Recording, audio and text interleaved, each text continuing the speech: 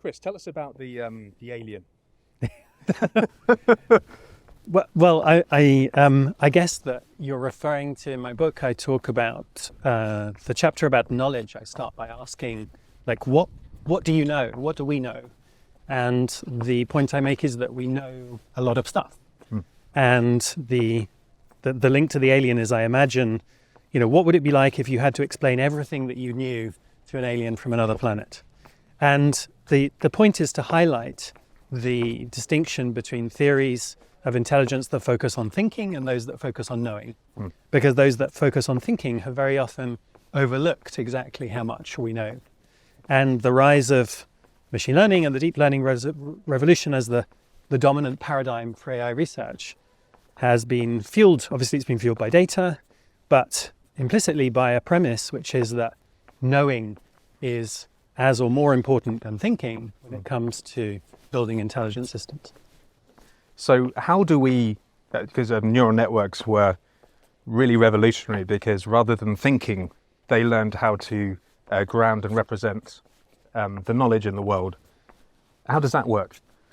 Well, so neural networks are just large systems of that learn. They're just large systems that learn functions through tunable weights, and those weights what they do is they express data by re-representing it in the internal representations of the system, and it's the expressivity of those representations that gives neural networks their power, because they can, in the similarity structure of those representations, the system is capable of representing what goes with what, representing how things are maybe similar or different.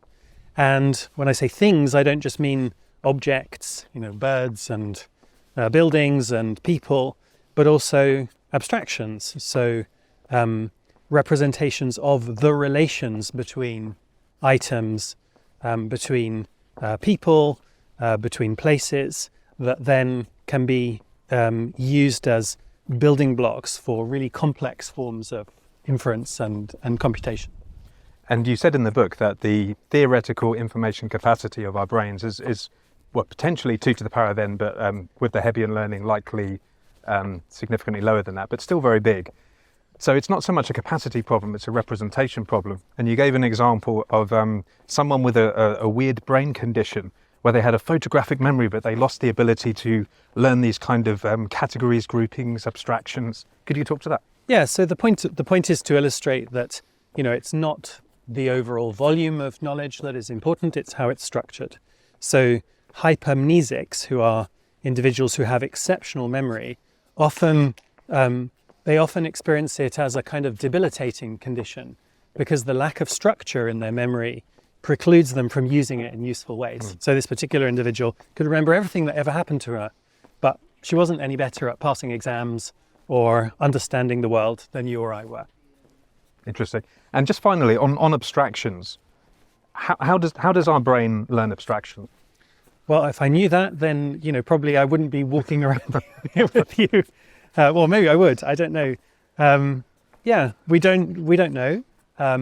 But I think that if you understand an abstraction as being a representation which goes beyond the physical properties of the data, then there are various ways of thinking about it. But one way that I emphasize in the book is thinking about grounding in space and in actions. And that's a theory which is coming to the fore in neuroscience right now. Interesting.